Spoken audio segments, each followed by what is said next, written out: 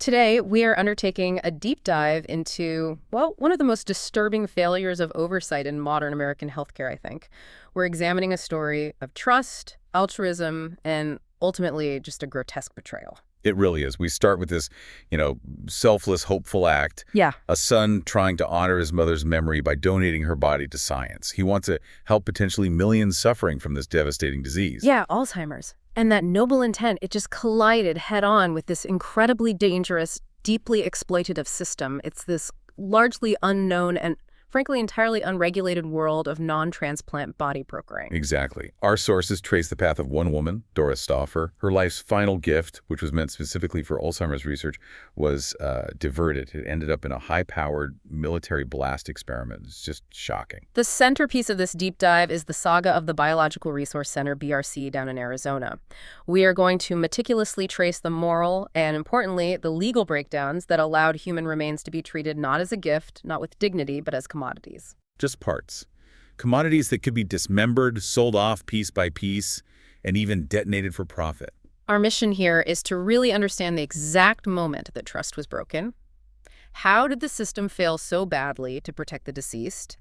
And what did the subsequent exposure reveal about the true horrors lurking beneath this guise of medical altruism? Yeah, it's about tracing a promise made, a promise profoundly broken, and the devastating cost of that rupture. Not just for one family, the Stauffers, but really for the integrity of medical donation across the country. Okay, so our story really begins back in 2013 with Doris Stauffer. Doris was 74 years old when she passed away. But she'd spent the last decade, a really long time, suffering intensely from the slow, cruel erosion of dementia and Alzheimer's disease. It sounds like it was a long, incredibly painful journey, not just for Doris, obviously, but for her son, Jim Stauffer, who had watched her decline day by day. Yeah, and when she finally passed, Jim wasn't just dealing with grief, He was immediately presented with this kind of extraordinary possibility by our medical team. And that possibility, that's really the key motivator for everything that follows, isn't it? Absolutely. Doris's attending physician, or maybe her neurologist, noted something truly unusual about her specific case. The doctors studying her progress were really struck by the idea that her brain had undergone changes that they had, and this is their description, simply never encountered before in an Alzheimer's patient. Wow. So it wasn't just general research, it was specific to her brain. Exactly. This gave Jim Stauffer this singular focus. The research potential wasn't abstract. It felt really concrete. Studying her unique condition, they thought, held the potential for a crucial scientific breakthrough, something that could directly aid the fight against Alzheimer's. And Jim knew his mother's generous spirit, right? He did. And the idea that her death could potentially save or improve countless other lives, well, that became the most profound way he felt he could honor her memory. It felt right. So the decision to donate her body to science, it was immediate, it felt noble, deeply personal. But almost right away, they hit a snag. Yeah, a bureaucratic reality that ultimately sent Jim down completely the wrong path. The specialized institution, the very one that needed her unique brain the most, they actually couldn't accept the body. Why not? What was the issue? It wasn't scientific, interestingly enough. It was administrative. Our sources just cite paperwork errors, some kind of red tape preventing the specific hospital or research center that held the most promise from legally taking possession of her remains. Just incredibly frustrating for Jim. Yeah, an immediate roadblock to his mission. So Jim was disappointed, obviously, but still determined. He was actually about to make arrangements for, conventional funeral services. And right then, a nurse, probably just trying to be helpful, intervened. She suggested a local organization, the Biological Resource Center, BRC, located right there in Phoenix, Arizona. Okay, so BRC steps in. How did they present themselves? Well, they presented themselves as the ideal solution, really stepping into this emotional and, frankly, time-sensitive void. Their pitch was, by all accounts, very polished, very compassionate. What did they promise? They promised they were experts in whole-body donation. They claimed they'd responsibly receive the remains, handle all the logistics, and critically, find the most suitable medical research institution that specifically matched the donor's needs, which in this case meant that highly specialized Alzheimer's research Jim was looking for. Right. And they offered this promise of dignity, of closure, too, right? Absolutely. They guaranteed that once the necessary parts were collected, or the research was completed, whenever that might be, the remaining parts would be cremated, and the ashes returned to the family quickly, respectfully. They seemed like this professional, even altruistic middleman. And they were quick about it. Startlingly quick. That efficiency probably smoothed over any, immediate suspicions Jay might have had. He called them, and BRC mobilized with incredible speed. They arrived at his home in less than an hour. Less than an hour. Wow. Yeah, with a small truck, their staff, ready to process the donation right then and there. Okay, so this is the moment of ultimate trust. Jim Stauffer, he's in the middle of all this emotional turmoil. His mother just passed. But he's satisfied he's doing the right thing, fulfilling her legacy. He signs the documents, authorizing medical research on her remains. But Jim clearly remembers one crucial, specific detail on that consent form. And this is critical, isn't it? This detail is the absolute foundation of the betrayal that follows. The paperwork contained very specific language. There was a section outlining acceptable and unacceptable uses for the donated body. Okay.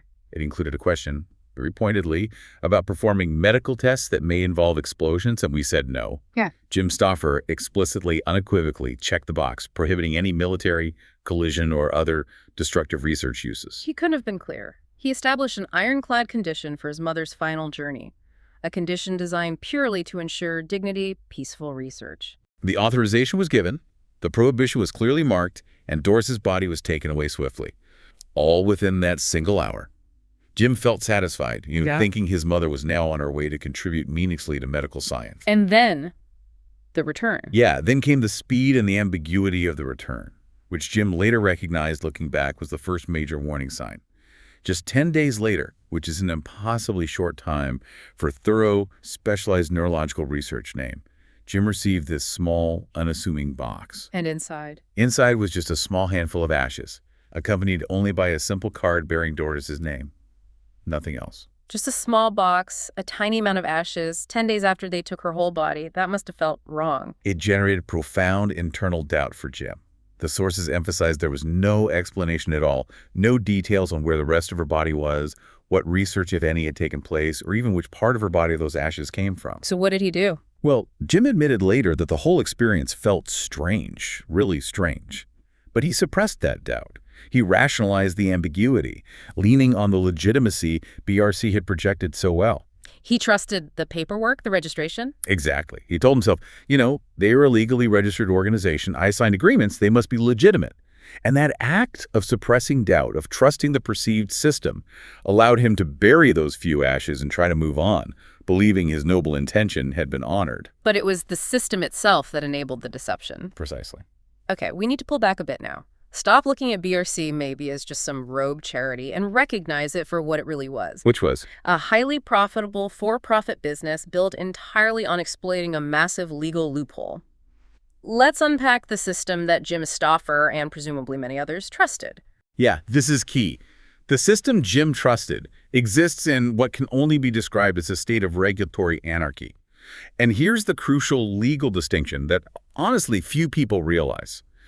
There is a huge, shocking difference in how the U.S. government treats organ donation for transplant versus whole body donation for research. Right. Explain that difference. Okay, so if you donate, say, a heart, a kidney, maybe skin tissue for transplantation into a living person, that whole industry is governed by the National Organ Transplant Act, NOTA, from 1984.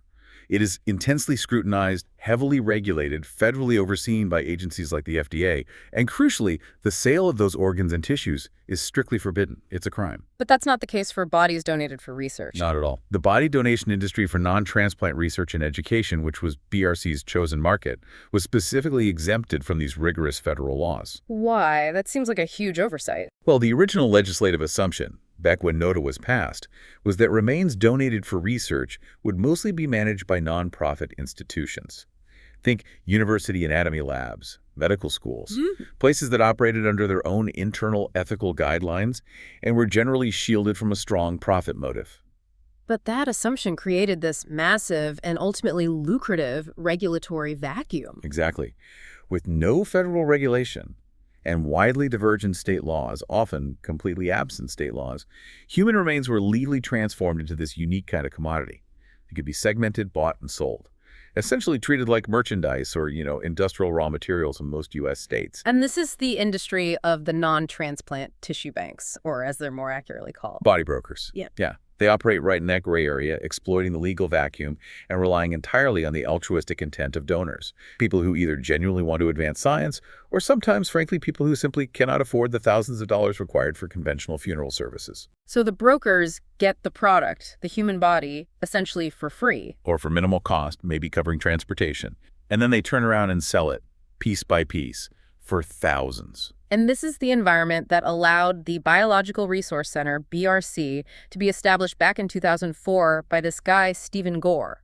Yeah, and the background of the founder, Stephen Gore, really underscores just how low the barrier to entry was, thanks to this lack of oversight. What was his background? It's pretty astonishing. Gore, according to our sources, didn't even have a high school diploma. He didn't enter the medical field through education or rigorous training or anything like that. So how did he get into this business? He relied entirely on his prior experience working as a warehouse clerk at a similar, though perhaps less infamous, body broker company.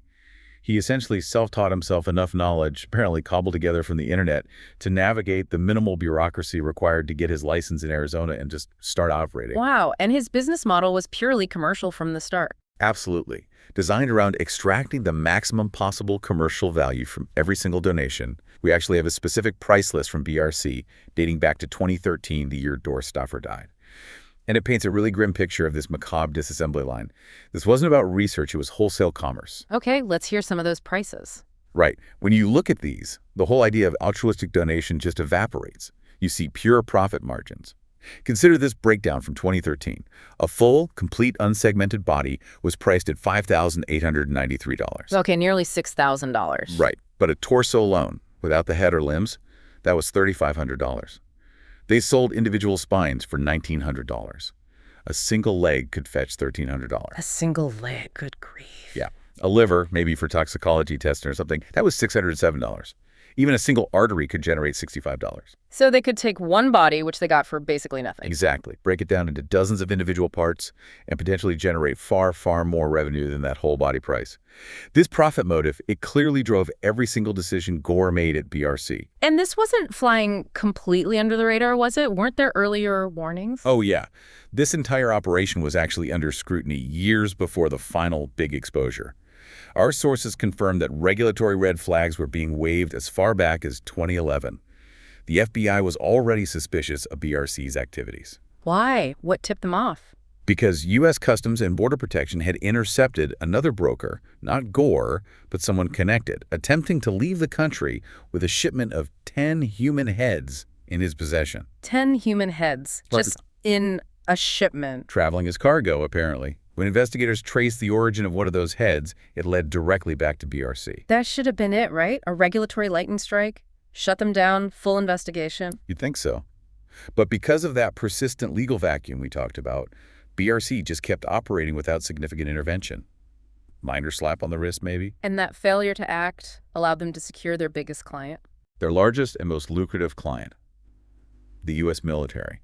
See, during the early 2010s, the U.S. Army was grappling with this devastating new reality in the war on terror. IEDs, improvised explosive devices. Exactly. The unprecedented wave of IED casualties that crippled and killed troops inside armored vehicles.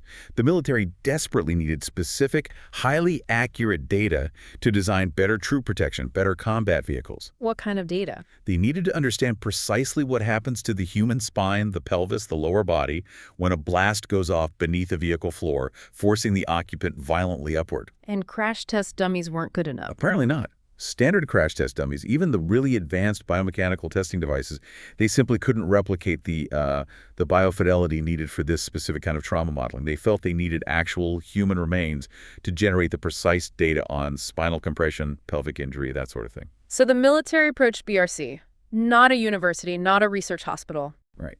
They approached BRC, effectively bypassing maybe more ethical academic institutions, which might have quite reasonably balked at the destructive nature of the research proposed. The transaction was purely commercial. How much did they pay?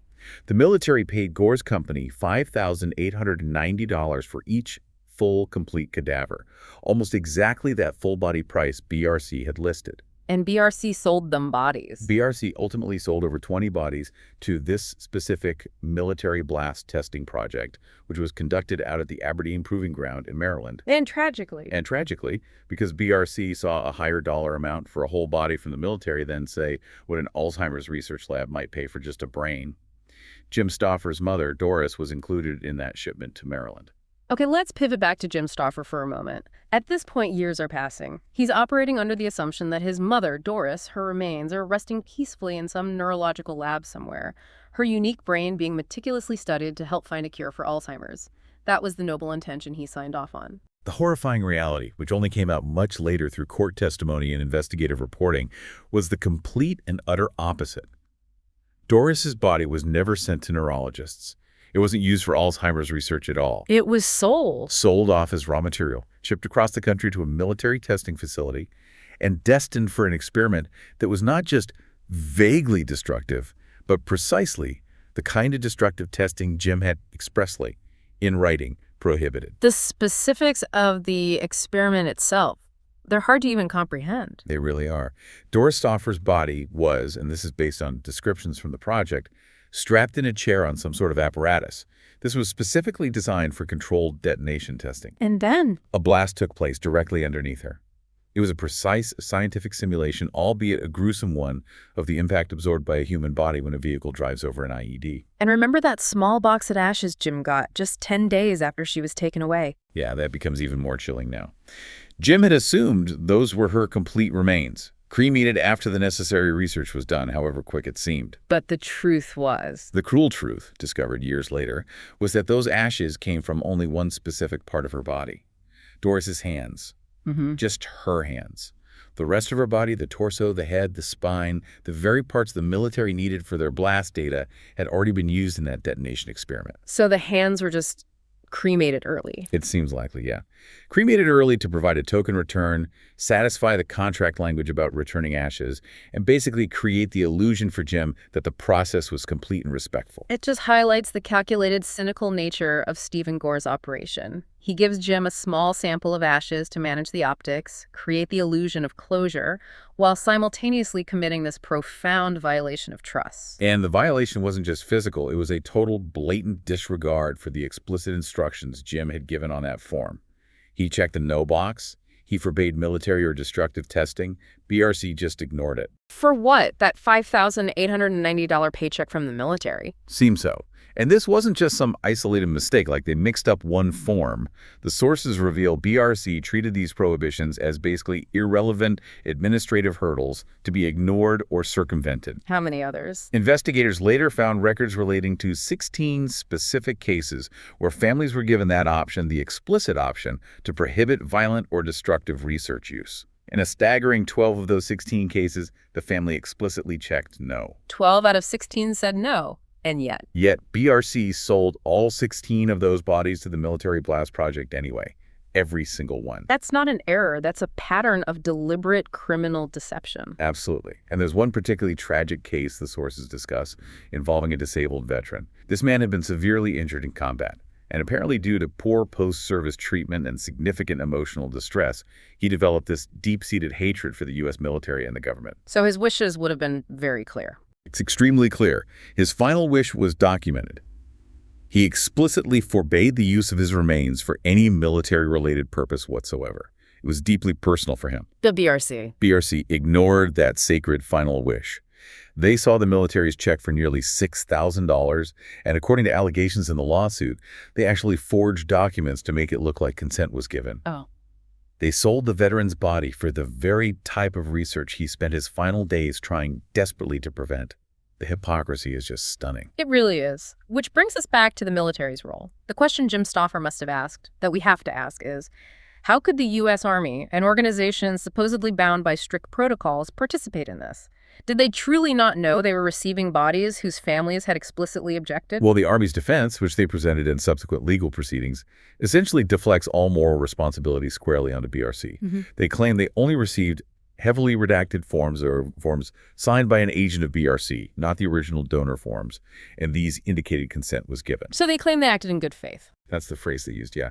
They insisted they acted in good faith, relying solely on BRC's assurances that all necessary consents were properly secured. Did they have their own policies about this? They did.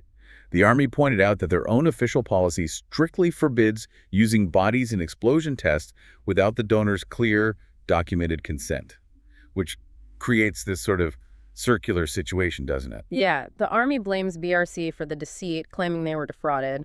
Meanwhile, BRC probably used the Army's strict requirement for consent as justification to forge documents and lie to the families in the first place. It's a mess. Okay. But regardless of the moral calculus and finger-pointing, the experiments went ahead. What was the actual physical outcome of these tests on the cadavers? What specific data were they even collecting from this? Well, the goal, technically speaking, was to measure what biomechanical engineers call biofidelity. Basically, how closely the human brains reacted to the blast forces compared to how crash test dummies react. They wanted real human data. And did the blasts cause damage? Oh, absolutely. Randy Coates, he was the civilian engineer who directed the Army project, confirmed that the blasts, while controlled in a lab setting, did cause severe visible damage to the cadavers.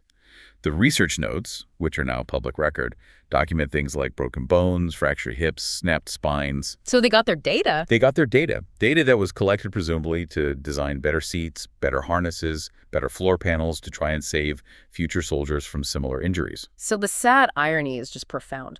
BRC took bodies that were donated for the quiet, peaceful advancement of Alzheimer's research. And sold them to be used in the violent, albeit arguably necessary from a military perspective, advancement of combat vehicle engineering. It was just a complete obliteration of the donor's original intent, a total betrayal. For years, this whole operation just ran under the radar, didn't it? Disguised by this legitimate-sounding language of medical research and donation. But then in 2014, the veil was just violently ripped away. Yeah, the FBI executed this massive coordinated raid on the BRC headquarters in Phoenix. And the scene they uncovered, well, it transcended mere crime or fraud. It entered the realm of the morally unspeakable. The descriptions from the agents. The environment the FBI agents walked into wasn't some sterile laboratory. It was, as multiple agents described it later in court testimony, a scene straight out of a low-budget horror film. Just a place utterly devoid of basic sanitation, dignity, or any respect for human life or remains. Let's spend a moment detailing some of those specific, gruesome discoveries made by the FBI agents on the scene. These came out in public testimony later. It's grim stuff. Agents found piles of dismembered human limbs, arms, legs simply stacked haphazardly. No regard for matching individuals, no proper storage, no sanitation. Just piles. Piles. They found buckets, literal buckets, overflowing with human remains. Buckets containing heads, arms, legs, stored carelessly like they were pieces of hardware or scrap metal. The sheer, overwhelming chaos and the complete indifference to the remains were immediately apparent to the agents. They noted the bodies were treated just as indistinguishable raw materials. And then there was the cooler. Ah, yes. In one discovery that became a real focal point of the subsequent civil trial, agents found a cooler. Like a common industrial cooler, the kind you might take to a picnic or a barbecue. And inside? It was filled exclusively with male genitalia. These parts have been collected, severed, and stored together in this cooler, presumably waiting either for sale to some niche researcher or just for disposal. It just shows the extreme level of segmentation and commodification of the human body that Gore had embraced. But the image that really stuck, the one that captured the sickness of it all? Had to be the Frankenstein body, as the media dubbed it. Agents found a small female head that had been crudely stitched onto a large male torso. And this grotesque assembly was just hanging on the wall of the facility. Why? What was the point of that? That's the chilling question, isn't it? There was no apparent medical or scientific reason for it. It wasn't for training. It seemed like a deliberate act of profound disrespect. Maybe born out of Gore's boredom or some incredibly warped sense of dark humor or just utter contempt. It became the ultimate visual shorthand for the total disregard for humanity that permeated BRC. And the horror wasn't just confined to how they treated the bodies inside the facility, was it? Not at all. BRC's negligence extended far beyond their Phoenix warehouse. They were actively endangering the living through this massive health risk scandal that unfolded. How so? They were regularly shipping body parts that were infected with serious communicable diseases, but they weren't notifying the recipients that the parts were infected. What kind of diseases are we talking about? Really serious stuff. Parts infected with HIV, hepatitis B, hepatitis C, sepsis, MRSA, even necrotizing fasciitis, that's flesh-eating disease. Yep. These potentially infectious parts were being packaged up and shipped out to medical training centers, research labs across the country, often for use by students or technicians who just assumed they were working with safe, clean specimens. That's incredibly dangerous. Are there specific examples? Yeah, the Harvard example is a perfect illustration of BRC's calculated duplicity. In 2012, BRC harvested a brain from a 76-year-old woman and shipped it pretty much immediately to the Harvard Brain Tissue Resource Center, a prestigious institution. Okay. Later, the woman's blood sample, which BRC had retained, tested positive for hepatitis C, a serious viral infection. So did BRC recall the brain? Did they warn Harvard? They reacted, but selectively, and in a really telling way. They did notify the woman's next of kin about the unfavorable test result. Why? Presumably to cover their own liability under the donation contract, basically saying, oh, sorry, we couldn't use the body for safety reasons. That was their legal safeguard. But they didn't tell Harvard. That's the critical part of the cover-up. BRC completely failed to notify the Harvard researchers who were actually handling the infected brain. Those researchers were working with a potentially contaminated specimen exposed to a dangerous virus, and they didn't learn the truth until nearly 2 years later. 2 years? How did they find out? Arizona state authorities contacted them during the broader BRC investigation after the raid. The reason for BRC's deceit seems simple: avoiding the costly and inconvenient step of having to recall the infected product and, crucially, losing the sale they'd already made. And this risk wasn't just theoretical, right? People could have actually gotten sick. The risk was very real, very physical. The sources detail a specific incident involving a podiatry training center near Atlanta. A worker there was accidentally stuck by a needle while handling a human foot the BRC had shipped them. Yeah, that foot was later confirmed by health officials to be infected with hepatitis B. Fortunately, in this case, the worker had been vaccinated against Hep B, so they didn't get sick. But it illustrates the immediate, tangible danger created by BRC's negligence and their purely commercial focus over safety. So all of these shocking details, the stacks of limbs, the Frankenstein body, the diseased parts, they all came to light through the FBI raid and the subsequent investigation. But Jim Stauffer, the man whose initial act of trust really started this whole chain of events for his family, he didn't learn the truth from BRC or the FBI or the Army. No. Imagine this moment. It's years later now. Years after you've tried to make peace with your mother's final selfless act. Years after you buried those few ashes they sent you. And you get a phone call out of the blue. Who called him? Jim Stauffer only learned the horrifying true fate of his mother, that she was strapped into a detonation rig and blown up years later, in 2016. A reporter from the Reuters news agency called him, seeking comment on the ongoing investigation into BRC and the military testing. He found out from a reporter. From a reporter. His reaction when he finally learned the truth just captured the profound personal tragedy of the whole event. He spoke about feeling foolish. He described himself as typically a deeply skeptical person, yet in this one instance, concerning his own mother's memory and legacy, he trusted the system implicitly, and he felt betrayed by his own trust. I can't even imagine the trauma. He expressed the lasting trauma very clearly, stating he will never get past this. The memory of what happened to Doris, the true nature of her final moments. He said it's now an ugly thing staring right at you every single time he looks at his mother's picture or even just thinks about her legacy. That final noble gift he tried to make in her name was mutated into a lifetime of psychological torment for him. The public exposure of what was happening inside the BRC facility was so severe, so widespread. I mean, it dominated national news for a while that the authorities really were compelled to act quickly and decisively, at least initially. Yeah, the company itself, PRC, was immediately shut down following that 2014 FBI raid. They ceased operations pretty much overnight. And the owner, Stephen Gore, what happened to him criminally? In 2015, Stephen Gore faced criminal charges. Now, given the absolutely horrific nature of what was found in his facility, you might expect charges like murder or desecration of human remains or something equally severe. But the legal reality was, well, a bit more pedestrian. What was he charged with? He ultimately pleaded guilty to 1 count of illegal control of an enterprise, which is essentially a type of fraud charge related primarily to misleading the donors and their families about the intended usage and the safety protocols surrounding the donated remains. And his defense, or his explanation. Gore's attempts to excuse his actions were, frankly, shocking in their disregard for the victims and the gravity of what he did. He offered a written statement to the judge during sentencing. He apologized, sort of, but then claimed that his horrific work was merely a labor of love. A labor of love, seriously. Seriously. Something he apparently started because he was simply bored as an insurance salesman before this. He also claimed he was simply overwhelmed by the scale of the operation he created, as if that excused the horrors. Did he address the lack of regulation? Oh, absolutely. He used that regulatory vacuum as his primary defense for the ethical failures. He argued point blank that the industry had no formal regulations to look to for guidance. The implication being that if only the government had regulated him properly, he wouldn't have been forced to make such egregious moral errors. It deflects responsibility. So what was his sentence?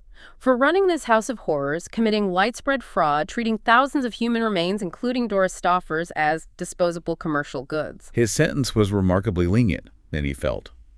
He received deferred sentence. 1 year of deferred jail time, meaning he wouldn't serve it if he stayed out of trouble, and 4 years of probation. That was it. 1 year deferred. That seems incredibly light. Why such a weak sentence? It's a really critical piece of the puzzle for you to understand. Gore was likely able to secure this deal primarily because, as we discussed, federal law was basically silent on the specific issue of selling body parts for research. It was genuinely difficult legally to prosecute him for things like desecration or abuse when, under the existing or non-existing laws, those remains were murky legal territory, sometimes defined more like property or non-regulated material under Arizona state law at the time. So the fraud charge misleading people through the contracts was the most solid legal ground they had. It seems that way. Yeah. It was the most viable, provable legal avenue, even though it felt completely inadequate given the moral reprehensibility of his actions. The families must have been devastated by that outcome. They were. They immediately understood that the criminal justice system had fundamentally failed to deliver true accountability or justice or even acknowledgement for the profound desecration of their loved ones. Which led them to civil court. Directly. This led immediately to civil recourse. Jim Stoffer joined 32 other plaintiffs, other families who had donated loved ones to BRC under false pretenses in a massive civil lawsuit filed against both BRC, the company, and Stephen Gore personally. And the core of their civil claim was? It was damning and explicit. They were seeking the validation and maybe the closure that the criminal trial absolutely failed to provide. They claimed their loved ones' bodies were literally used as crash test dummies in experiments involving exposures to destructive forces, pointing directly to the military tests and directly contradicting the consent documents they had signed. Did the civil suit succeed? It did. Civil justice, in this case, finally delivered a significant financial reckoning that perhaps better reflected the public outrage and the depth of the betrayal. In 2019, a jury awarded 10 of the victims' families, those whose cases went to trial, a staggering $58 million in damages against Gore and BRC. $58 million. Yeah. Now, obviously, no amount of money could ever restore their loved ones or erase the profound psychological trauma they endured. But it did provide a measure of public validation, a legal acknowledgement of the betrayal they had suffered. But despite the closure of BRC, Gore's light sentence, and even the huge civil verdict, the central crisis, the root cause we identified earlier, that remains dangerously unresolved, doesn't it? Absolutely. This entire disaster, the fraud, the horrific blast testing, the health risks from diseased parts, the weak criminal sentence, all of it flowed directly from that vast legal vacuum and oversight for non-transplant donation. And that vacuum still exists. We have to reiterate this. There is still no overarching federal law regulating body brokers across the United States. This lack of comprehensive oversight means that for-profit companies can, right now, continue to acquire donated bodies, often for free from altruistic donors, and then sell them off as commercial parts, potentially completely unchecked and without rigorous safety or usage supervision in many places. Have there been any changes at the state level, at least in Arizona? Yes, localized efforts have been made, which is an important step forward, certainly. Arizona's governor did eventually sign legislation to tighten state laws, specifically governing body brokers, largely as a direct result of the BRC scandal. What do the new Arizona laws require? The new regulations now require body brokers operating in Arizona to be formally licensed, to undergo regular inspections, and, crucially, to be supervised by a licensed medical doctor. These are significant improvements for that state. But these changes took time. They did. Those tighter state laws took time to implement and weren't fully enforced until 2019, according to the reporting. And most critically, this only applies in Arizona. Similar companies, other body brokers operating with the exact same for-profit motive and potentially the same lax standards continue to operate, not just in Arizona, but across the entire country, particularly in states that still have far weaker or virtually non-existent regulatory frameworks for this industry. So the vulnerability persists nationwide. It absolutely does. The commercialization of human remains, procured for free and sold for thousands, remains largely unsupervised at a federal level. It demonstrates that even a horrific, high-profile public scandal like BRC often only results in these piecemeal, state-level changes, rather than the kind of decisive federal overhaul that many argue is needed to truly protect future donors and their families across all states. The really chilling takeaway for me is that this didn't happen in some shady black market, in a dark alley or through some hidden online illegal network. This fraud, this desecration, it happened via a legally registered A business. business that was explicitly, knowingly exploiting a fatal flaw in the American legal and regulatory system. It seems we simply cannot rely on the good faith of every for-profit entity that decides to step into this incredibly delicate, highly emotional space of body donation. No, I think that's clear. When the potential for profit is measured in the thousands of dollars per body, and there's minimal legal consequence in many places for ignoring a consent form or cutting safety corners, the noble intentions of the donors become, tragically, the broker's primary asset and the family's greatest potential liability. Hashtag out Patra. So if we try to synthesize this entire deep dive, try to boil it down, the key takeaway seems brutally clear. The worst danger really materializes when noble intentions, like the desire to donate a body for science and medical progress, are allowed to meet a completely unsupervised, profit-driven private industry. Yeah, trust. When it's divorced from robust federal and state legal oversight, it's just not enough. It's not enough protection for the deceased or for their surviving family members who are trying to honor them. And we should be clear, medical advancement absolutely depends on these anatomical gifts, right? Oh, without question. Cadavers are utterly essential for teaching basic anatomy to doctors and nurses, for practicing complex surgical techniques, for testing new medical devices before they're used on living patients. Donation is vital. So the actionable advice here for you listening is really essential if you or a loved one are ever considering making this incredibly selfless gift. You just have to exercise extreme, meticulous caution. You really do. Choose your recipient institution with great care. The general advice is to always try to opt for respected, long-standing medical schools or university anatomy departments. These typically operate under academic nonprofit structures and have internal ethics boards. Be very wary of dealing with private, for-profit brokers, especially those who solicit donations aggressively or offer cash incentives, which is a huge red flag. And read the paperwork. Read that consent form extremely thoroughly. Don't just skim it. Look specifically for, and if it's your wish, explicitly prohibit any permissions related to destructive testing, military use, or the commercial sale or transfer of parts to third parties. What if they're vague? If a broker pressures you, if they rush you, if they avoid giving clear answers about where the body will go or how it will be used, just walk away immediately, because chances are they are hiding the underlying commercial intent. We started the story talking about the price of altruism and the price of a commodity. We know that BRC charged the U.S. military $5,893 for a full human body, like Doris Stoffer's. Yeah. So our final provocative thought for you to consider is this. When a person's remains are legally allowed to be commodified, bought, and sold for a fixed price like that, is the true hidden cost measured not really in dollars, but in the permanent corrosion of our societal contract of dignity for the dead?